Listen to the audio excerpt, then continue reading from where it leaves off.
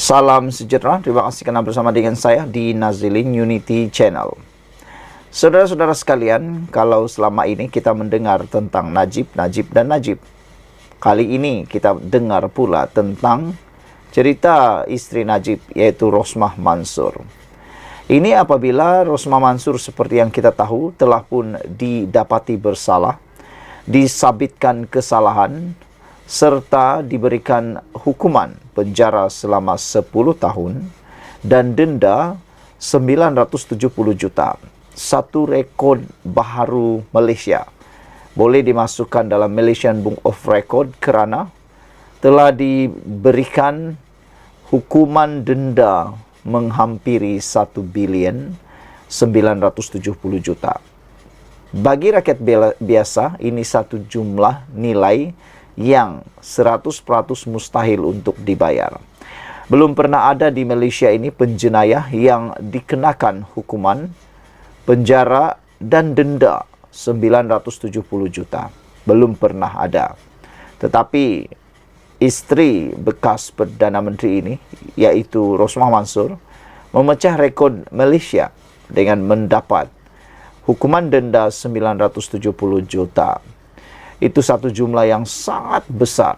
Bayangkan 970 juta itu boleh diberikan kepada 2 buah negeri untuk satu pentadbiran selama setahun. Wah, itu bukan calang-calang. 970 juta itu sangat banyak. Tetapi hukuman penjara 10 tahun dan denda 970 juta itu dan atas 3 pertuduhan rasuah yang dikaitkan dengan projek hibrid solar bernilai 1.25 bilion itu telah pun dirayu oleh Rosmah Mansur. Hari ini disahkan rayuan Rosmah Mansur berkait kes solar akan didengar pada 23 dan 24 Oktober. Mahkamah Rayuan menetapkan 2 hari pada Oktober untuk mendengar rayuan Rosmah Mansur untuk membatalkan sabitan kesalahannya serta hukuman penjara 10 tahun dan denda 970 juta atas 3 pertuduhan rasuah yang dikaitkan dengan projek hibrid solar bernilai 1.25 bilion. Mahkamah Rayuan menetapkan perbicaraan pada 23 dan 24 Oktober ini. Semasa pengurusan kes pagi ini, rayuan isteri bekas Perdana Menteri Najib Razak. Ketika dihubungi media, Timbalan Pendakwa Raya Poh Yi Ten mengesahkan keputusan pengurusan kes hari ini di hadapan pendaftaran rayuan. Mahkamah Rayuan pada mulanya menetapkan 11 Julai tahun lepas untuk mendengar rayuan Rosmah. Bagaimanapun, Mahkamah Rayuan membenarkan permohonannya untuk mengosongkan tarikh perbicaraan berikutan rayuan berasingan yang sedang dijalankan untuk menepikan bekas Hakim Mahkamah Tertinggi Gopal Sriram daripada mengetuai pendakwaan terhadapnya. Bagaimanapun, pada 26 Mac awal tahun ini dengan Mahkamah Persekutuan membatalkan rayuan penolakannya, membuka jalan kepada Mahkamah Rayuan untuk meneruskan rayuan rasuah kes projek solarnya. Pada 1 September tahun 2022, Mahkamah Tinggi Kuala Lumpur mendapati Rosmah Mansur bersalah atas 3 pertuduhan itu dan menjatuhkan hukuman penjara 10 tahun dan denda 970 juta dengan tambahan 30 tahun penjara jika gagal membayar denda. Makna kata, kalau Rosmah Mansur tak mampu membayar 970 juta ringgit ini, dia perlu menjalani hukuman penjara selama 40 tahun di penjara. Bagaimanapun, hukuman itu ditangguhkan sementara menunggu rayuannya di hadapan Mahkamah Rayuan. Satu pertuduhan menuduh Rosmah meminta RM187.5 juta dan 2 pertuduhan lain menuduhnya menerima rasuah 6.5 juta daripada bekas pengarah urusan Jepak Holding Sdn Bhd Saidi Abang Samsudin melalui bekas pegawai khasnya Rizal Mansur. Ia didakwa dilakukan sebagai dorongan untuk membantu syarikat mendapatkan projek bersepadu sistem surya fotovoltaik, hibrid dan penyelenggaraan dan operasi genset diesel untuk 369 sekolah luar bandar Sarawak. Hakim perbicaraan juga membenarkan dia kekal di luar penjara dengan jaminan 2 juta ringgit sedia ada. Satu komen daripada netizen ialah keluarga kayangan ini istimewa dalam negara, beri muka bertahun-tahun, tak sumbat masuk penjara lagi, bukan saja buang masa, tenaga dan wang rakyat, kata Black Zebra. Sekian dulu untuk kali ini. Jangan lupa tinggalkan komen anda, tekan butang subscribe. Bye-bye. Selamat petang, salam sejahtera. Terima kasih karena bersama dengan saya di Nazilin Unity Channel. Ini satu isu paling menarik, yaitu berkaitan dengan Najib Tun Razak. Kali ini bukan tentang tahanan di rumah, tetapi ini pula tentang dana RM2.6 bilion yang menjadi isu besar dalam negara ini, melibatkan 1MDB, jumlah yang bukan kecil, jumlah yang luar biasa besarnya. 2.6 bilion itu kalau diguna untuk berbagai perkara pasti membuatkan negara ini maju, rakyat menikmati kemakmuran dan sebagainya, tetapi karena sakau menyakau, maka ianya menjadi kontroversi yang besar. Dana RM2.6 bilion datang dari mana? Kalau selama ini kita mendengar kononnya ada naratif, ada cerita, kononnya dana itu datang daripada putra Arab Saudi. Rupa-rupanya ini kenyataan terkini yang kita terima daripada Malaysia kini. Dana 2.6 bilion dalam akaun Najib bukan daripada putra Arab Saudi. Wow, ini satu jumlah yang bukan kecil yang ada dalam akaun Najib. Kalau anda ada uang yang dimasukkan dalam akaun bernilai 2.6 bilion, anda nak buat apa? Saya, kalau anda tanya, saya tak tahu nak buat apa.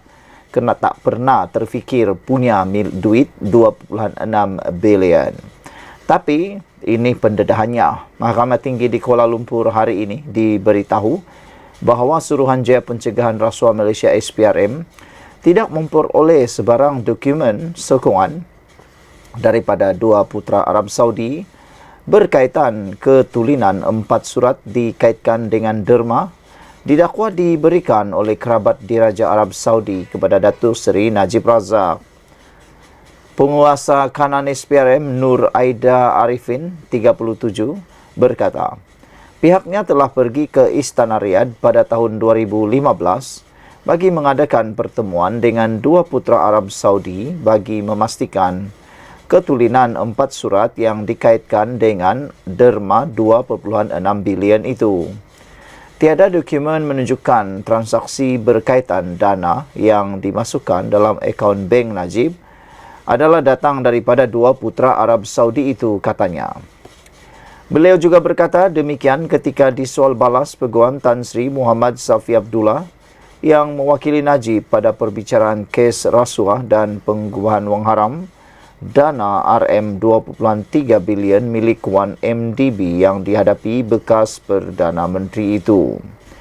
Saksi pendakwaan ke-49 itu menjelaskan bahawa kedua-dua putra itu tidak memberi keterangan berhubung dana yang dimasukkan yang didakwa masuk ke dalam akaun bekas Perdana Menteri atas alasan protokol diraja. Mereka hanya menunjukkan pasport untuk tujuan pengecaman dan tiada salinan dibekalkan, katanya. Nur Aida berkata pegawai SPRM yang telah pergi ke Riyadh pada ketika itu adalah Assistant Commissioner SPRM Muhammad Nasharuddin Amir, Pengarah Bahagian Pengubahan Wang Haram dan Pelucut Hakan Harta SPRM Fikri Abdul Rahim, Timbalan Ketua Pesuruhjaya SPRM Datuk Seri Azam Baki dan Tan Sri Zulkifli Ahmad yang ketika itu sebagai Wakil Pejabat Peguam Negara. Nuraida juga tidak menolak cadangan Muhammad Safi bahawa kesemua mereka pegawai SPRM itu boleh dipanggil sebagai saksi dalam kes ini kerana mereka adalah pegawai yang berjumpa dengan dua putra Arab itu dan relevan untuk perbicaraan ini. Najib, 70 tahun berdepan 4 pertuduhan iaitu menggunakan kedudukan beliau untuk memperoleh suapan berjumlah RM 2,3 bilion dana 1MDB dan 21 pertuduhan penggubahan wang haram membabitkan jumlah sama. Perbicaraan di hadapan Hakim Datuk Collins Lawrence Quera bersambung esok. Ramai juga netizen yang mengatakan bahawa buat apalah Najib nak memohon tahanan rumah sedangkan kes-kes yang lain pun belum selesai lagi, kata mereka. Bayangkan kalau Najib didapati bersalah pula dalam kes 1MDB ini, apakah pula yang akan terjadi dengan tahanan rumah Najib itu? Sekian dulu untuk kali ini. Jangan lupa tinggalkan komen anda, tekan butang subscribe. Bye-bye. Salam sejahtera, terima kasih kerana bersama dengan saya di Nazilin Unity Channel. Kalau kemarin Muhyiddin Yassin menyelar Perdana Menteri Anwar Ibrahim sebagai Perdana Menteri yang bodoh jika tidak tahu apa-apa tentang titah tambahan edendum, titah tambahan tahanan rumah Najib, ini pula balasan balik daripada Fahmi Fadzil untuk Muhyiddin Yassin. Fahmi Fadzil kata bawa balik menantu dulu Muhyiddin, baru cakap tentang tata kelola, tentang kerajaan perpaduan yang ada sekarang ini. Dan di ruangan Malaysia kini juga membalas Muhyiddin Yassin yang menyelar Anwar Ibrahim dengan gelaran yang tak senonoh itu dengan Setiausaha Politik Perdana Menteri Muhammad Kamil mengatakan bahawa Muhyiddin agak biul, tak faham peranan fungsi lembaga pengampunan. Jadi hari ini ramai netizen yang sangat bersetuju, ramai juga netizen yang men-share video-video seperti ini supaya lebih ramai orang tahu bahawa Muhyiddin lah yang patut bertindak lebih dahulu, memahami tentang undang-undang Malaysia, khususnya membawa balik menantu beliau yang selama ini belum balik ke Malaysia lagi dan dianggap sebagai melarikan diri. Kata mereka, Muhyiddin Yassin kalau betul pintar dan bijak pandai, bawa dulu balik menantu yang melarikan diri itu, barulah nak komen sana sini, kata mereka. Nanti terkomen diri sendiri, terjerat diri sendiri, terkena di muka sendiri, meludah ke langit, kena batang hidung sendiri, kata netizen lagi. Menteri Komunikasi Fahmi Fadzil menyatakan Presiden Perikatan Nasional Tan Sri Muhyiddin Yassin agar membantu menjemput anak menantunya kembali, anak menantunya untuk berdepan dengan siasatan. Kata netizen, kalau benar menantu Muhyiddin tak salah, kenapa takut? Kata mereka, berani kerana benar, takut kerana salah. Tindakan melarikan diri itu seakan-akan beliau memang tahu beliau salah, kata netizen. Jadi kalau betul tak salah, baliklah ke Malaysia, anda pasti akan menang dalam mahkamah, kata mereka. Sebelum beliau beri apa-apa komen, kata Fahmi, saya sarankan Muhyiddin Yassin bantu pihak berkuasa jemput kembali his son-in-law who is on the run, kata beliau. Don't talk about KKB dan PRK, kata beliau lagi.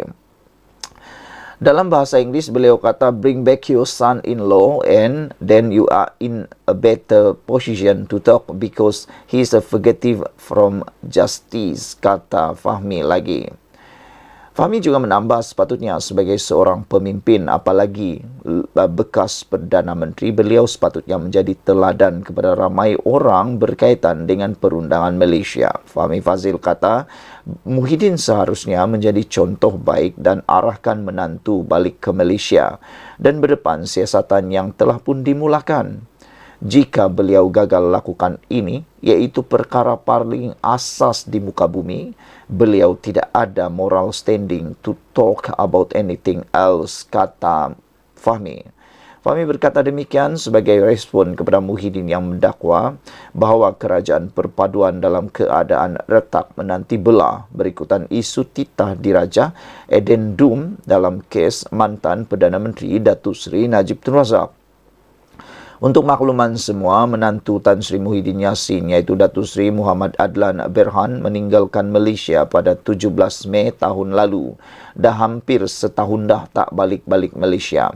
Adam disiasat oleh SPRM dan berdepan kes rasuah dan penyelewengan berhubung projek berkaitan pendaftaran pengambilan serta penyimpanan biometrik pekerja asing di sebuah kementerian.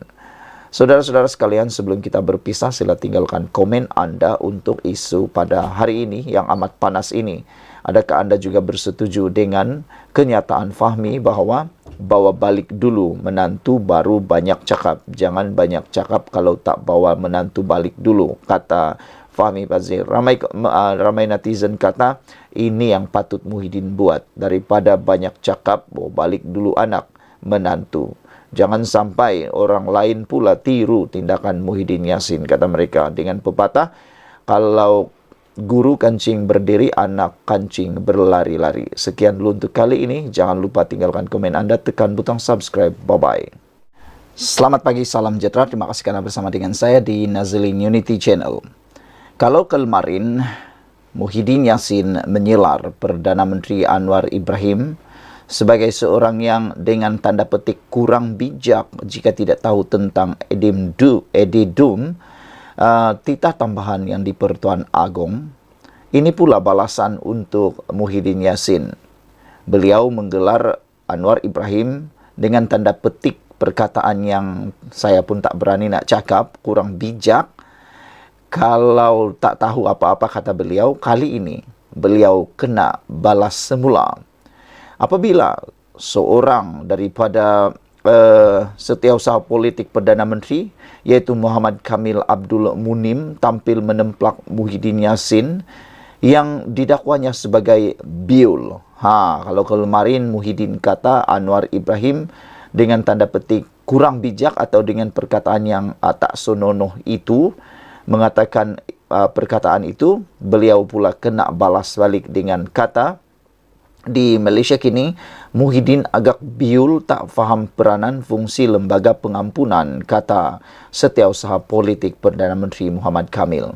Kemarin ada juga netizen yang menyatakan bahawa kalau benar Muhyiddin itu bijak pandai, kata mereka, bagaimana Muhyiddin boleh ditumbangkan oleh rakan sahabatnya dalam Kerajaan Perikatan Nasional pada waktu dia menjadi Perdana Menteri sehingga dia terpaksa letak jawatan, kata mereka. Setiausaha politik Perdana Menteri Muhammad Kamil Abdul Munim tampil menemplak Muhyiddin Yassin yang didakwanya sebagai biul dan tidak faham tentang fungsi lembaga pengampunan susulan kritikan bekas Perdana Menteri itu terhadap Anwar Ibrahim. Dia juga mendakwa bahawa kerajaan Madani hari ini bukan seperti Kerajaan Perikatan Nasional PN yang gemar mengundang duka cita istana. Sebagai mantan Perdana Menteri, agak biul dan memalukan jika Muhyiddin tak faham peranan dan fungsi lembaga pengampunan dan prerogatif yang di Pertuan Agong. Hadam perlembagaan sendiri dan kurangkan bergantung pada teks yang disediakan, katanya kepada Malaysia kini.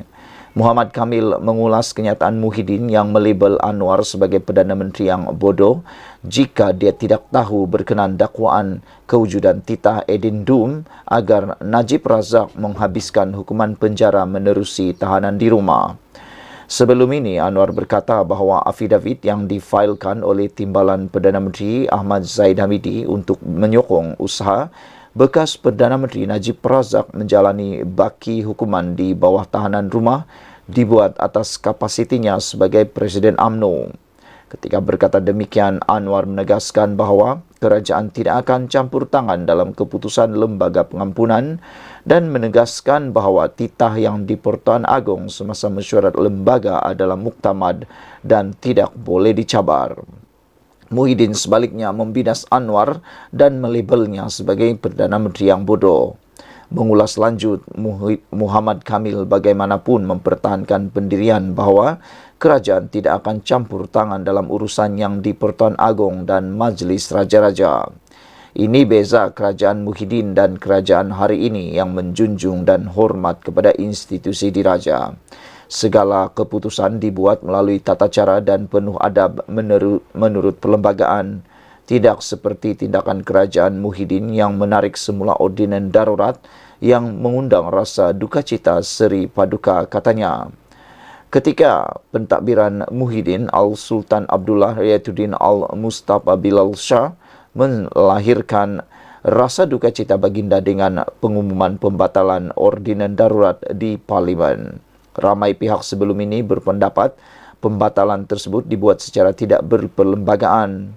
Dalam afidavit yang difailkan di Mahkamah Tinggi Kuala Lumpur pada 9 April, Zahid yang juga timbalan Perdana Menteri menyokong dakwaan Najib mengenai titah tambahan diraja supaya baki hukuman penjara digantikan dengan tahanan rumah.